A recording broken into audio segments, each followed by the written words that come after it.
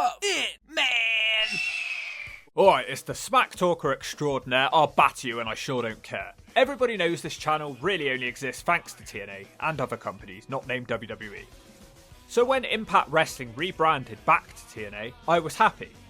A few months ago there was a massive buzz around the promotion as some fans were dreaming of taking the number 2 spot from AEW, whilst others just salivated over having more options. I'd be interested to know in the comments why you're excited about TNA coming back. So they did a tour of the UK in October and then nothing. For 3 months. Yeah, it was poor timing, but they basically took a break before the show's relaunch. So we haven't really seen what new TNA has in store for us yet. But over the weekend, we got the TNA Welcome Back pay-per-view Hard To Kill 2024. So I'd be doing the channel a disservice if I didn't cover this. It's the first TNA branded live pay-per-view since Bound for Glory 2016. It's taking place at Palms Casino in Paradise, Nevada with 1,800 in attendance, which is actually pretty good for them based on where they've been in the gutter. Before we get going, I'm going to have to try and let my feelings about a lack of storylines not get in the way of this review. Due to the last few months of telly being essentially pre-recorded filler, nothing captivating has happened and I'll just have to shut up or you might smack me one. The opening video package has Eric Young standing on a cliff smiling at Las Vegas below. He reflects on the return of TNA. Then it kind of blurs into Eric Young continuing the promo as he stomps down the ramp. The roster are lined up behind him. He says they've all been slept on for the last time. TNA is hard to kill. Yeah, he's got that right. He looks pretty emotional. A decent start, and what a pro TNA crowd we have here. Look at all the colours, this is a very good start. The opening contest will be the first ever Women's Ultimate X for the number 1 contendership for the Knockouts title. Tasha Steelz, Giselle Shaw, Little Miss Pierce, the whack job Jodie Fret, Dani Luna, and finally Zia Westbrook. She literally looks identical to Alicia Edwards. So we've essentially got 2 powerhouses and 4 smaller women. Much of this match is built up around Zia Brookside. Dani Luna also impresses in this one. I reckon she could take half the male roster. She kills all the girls with suplexes. I guess Jodie Fret's going to be like the new ODB as she's crazy.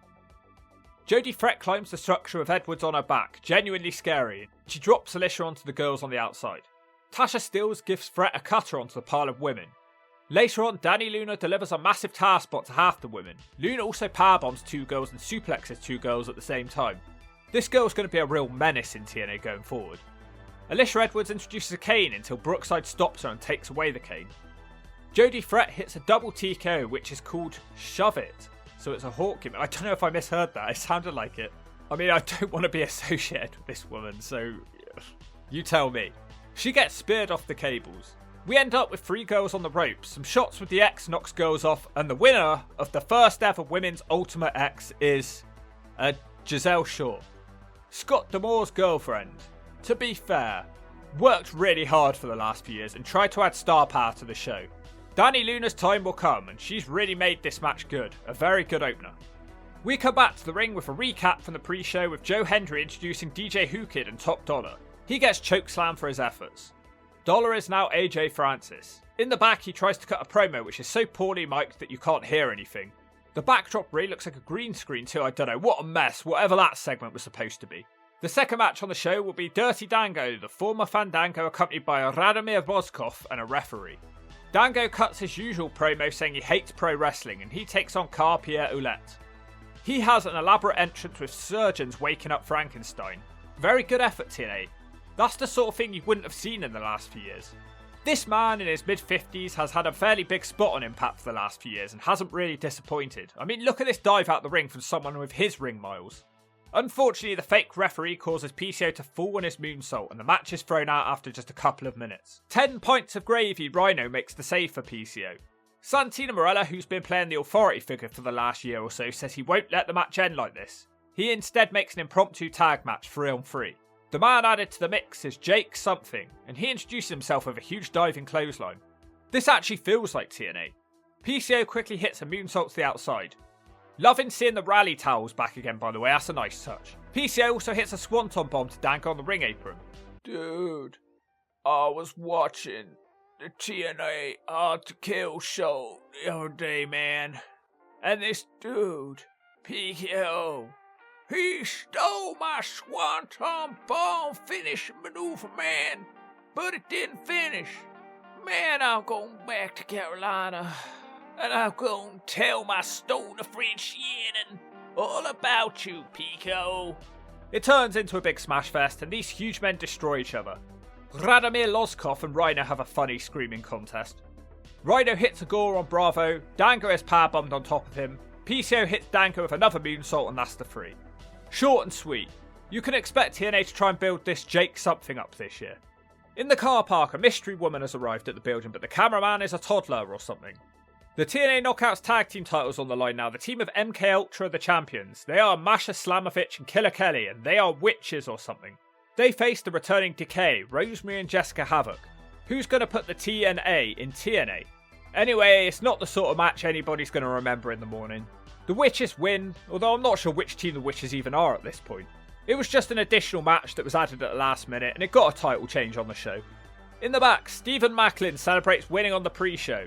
He says as he has won the first match, it means he's the first winner in the new TNA era.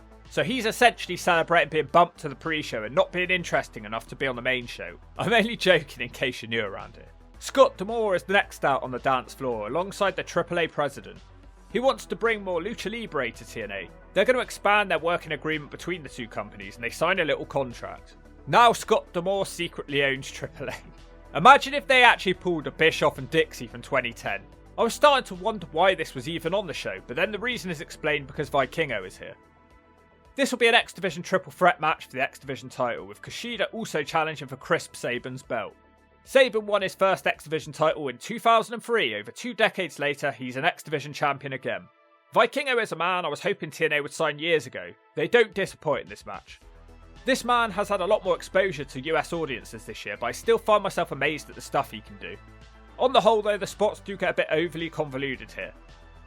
Sabin wrestles a bit more of a different style nowadays, and out of the 3, he's the power guy. Vikingo moonsaults the outside and lands on his feet, which the crowd love. He takes out Sabin with a go-to-sleep variation and hits a crazy springboard 450 on the ramp. Finishers start being attempted. Kushida keeps trying his hoverboard lock. Unfortunately for him, it's continuously broken up. Chris Sabin hits a Canadian Destroyer on the ramp to Vikingo. Shout out Pete Williams. In case you're wondering, he's currently signed to WWE working as a producer, so that's where he is. Sabin throws Kushida through the air as both guys fly through the air like the Hawk. Chris Sabin nails the cradle shot for the 3. It's a good match, which didn't quite get into the excellent territory. Maybe this should have been the Ultimate X stipulation. From one guy I want to see on TNA screens to another, Alexander Hammerstone is sat down talking about how he's now a free agent since escaping Major League Wrestling. Hammerstone makes his way out, and the crowd certainly do know who he is. He takes on Perk Alexander. For those of you who don't know, Hammerstone is basically like if Shane Douglas and Brock Lesnar mated. Hammerstone boots Alexander out the ring and dives down on top of him. Josh Alexander switches to focusing on his leg. After a long time, Hammer throws him overhead, incredibly launching him. Alexander stops his offense with a brutal front slam on the ring apron. Alexander connects with a Green Bay plunge and a diving knee drop. Hammerstone starts hammering up as Josh boots to the head aren't working. Hammerstone kills him with a black hole slam variation and then he fires up like a young David Batista. The snap slam doesn't get the job done. Hammerstone can't hit a boot as Alexander puts on the ankle lock, but it's not working so he grapevines his leg. Hammerstone still won't tap and makes the bottom rope. Alexander Hammerstone manages to hit his brutal finisher, the Nightmare Pendulum, but his bad leg stops him from taking advantage. The match then becomes a bit silly. Alexander is booked like he's the damn Hawkster, or perhaps Slapnuts. Hammerstone managed to hit a Death Valley driver on the ring apron, a missile dropkick, and a TKO all in quick succession. Kick out. He has another flurry of offense with a huge overhead suplex, a German release suplex, and a powerbomb all in quick succession. Kick out. But despite all of that, the match is won by the Perk Alexander after he hits one finisher. It was a really good match. Just come on, there's no way Alexander is kicking out all of that. I guess that as Hammerstone isn't actually signed to TNA, he shouldn't win this match, but he should be signed. Enjoyable heavyweight match, probably one of the matches of the night. The tag title match will be contested in a 4-way match. The Little Rascals versus Laredo Kid and Karate Kid Mike Bailey versus the grizzled young veterans who have just signed with TNA. I still think this guy really looks like Shawn Michaels. Am I alone in thinking that? And the champions are Bullet Club, Chris Bay and overrated Ace Austin. Even though I'm not a fan of any of these guys, I can recommend this match because everything looks so colourful and exciting. If you've got ADHD, you'll love this one. The Rascals keep almost losing time and time again, and I was hoping they would. There are a few slips in this match and they're all in the same corner for some reason. Maybe it's all greasy. The Karate Kid hits his finisher, but once again, by the skins of their asses, the Rascals save the pin. But eventually they run out of skin on their asses because the Bullet Club beat the Little Rascals with the art of finesse into the fold. At least my wish was granted. Randomly in the crowd, it's Dana Brooke. She's now known as Ash by Elegance, which is a horrible name. Apparently this has upset AEW fans who say she's stealing Tony Storm's gimmick. To be honest, I don't know. The Knockouts title match sees Royd and Grace challenging for Trinity's belt. Trinity has been on a real tear in TNA since leaving the WWE a year ago, and she's won the TNA Knockouts title quickly whilst only being beaten a couple of times. It is another match which is hurt by the lack of storyline, and everyone is friends as usual. I said I'd shut up about that, sorry. Grace with lots of power moves in the early going. Trinity seems a bit slower than normal here. Grace closes her down with a slightly dodgy looking powerbomb, but she impresses with the alley-oop. Grace dives out the ring and hits the Roid Rage on the floor. That is brutal. It's clear that Grace is working as the heel at this point. Trinity back body drops her on the outside. In the ring, Trinity drives her into the corner and gets a close pin from a split-legged moonsault. The power moves keep coming from Grace with a muscle buster. An ass to the face somehow only gets Trinity a 2. That's like getting hit in the face of a bread bin. Fighting on the apron leads to Trinity hitting a pile driver on the outside of the apron, and then Trinity ends it with a knee to the noggin, a sit-out power button, and her submission finisher, Starstruck. Wait, no, Grace stands up with her and turns her over with a German suplex. Grace then hits a spinning back fist and the needle driver for the 3. An excellent match, really enjoyable from the ladies. Trinity is now leaving TNA though, unfortunately, which is a real shame, especially as she was here for such a dark period in the company. She did add a bit of sparkle to the show when they really needed it though. All that's left is our main event, and it's a sort of David and Goliath type match that I'd normally enjoy. The challenger for the world title is Moose. Crazy to think he's been here for 7.5 years. He takes on Alex Shelley, who's been in TNA a bit longer, although his stay has mostly been on and off since 2004. It's good to see some loyal wrestlers though. Moose is getting this title shot from his Feast or Fired briefcase, which he's had a few months. Shout out the new belt designs, by the way, I didn't get to mention them. Shelley has been world champion now for 6 months. Alex Shelley starts out spraying water in Moose's face, and that's the sort of strategy that he'll need. Moose is noticeably in the best shape I've ever seen him in. Shelley destroys his arm to try and take away his power advantage, and it works because it takes a while to see any power moves from the Moose. In fact, we don't see many this match at all. He does hit a Uranagi. Then we get the most overused spot in wrestling of a chop challenge. Fortunately, that doesn't last too long. Moose's powerbomb is turned into a DDT. Later on, Shelley hits his finisher on the outside, which is possibly the 5th time that's happened on this show. Shelley also hits his other finisher, the sliced bread, but Moose kicks out. Footballer D'Angelo Williams, who has teamed with Moose in the past, is here. Shelley's friends and Moose's friends have a little fight. They tease a big move on the ramp. In the end, Shelley hits an arm breaker on the edge of the ramp. It seems like it's going to be over after Shelley hits a huge clothesline, and it certainly wakes the crowd up. Alex Shelley desperately tries to hit his finisher but can't, and Moose hits the spear for the 3. Moose is the TNA World Champion for I believe the 2nd time. It gets a bit confusing over that whole thing. I think he picked up his first after Tessa Blanchard left the company. Some dorks celebrate on the ramp, but then some music hits. Nick Nemeth, aka Zolf Diggler, has teleported into the ring. He takes out Moose to a huge ovation, and presumably he'll be the next challenger for Moose. Gotta love the shirt rip-up to reveal the new TNA shirt. This is a big signing, but it's not the biggest of all time. Dolph is old. When Christian, Joe or Kurt signed for TNA, they were all considerably younger. Still really cool though. So overall, an enjoyable evening's viewing. Now imagine if they'd had storylines behind those matches. No, that's all I'm gonna spray. Aside for the Women's Ultimate X match, some of the earlier stuff was skippable, but the second half of the show was all pretty good.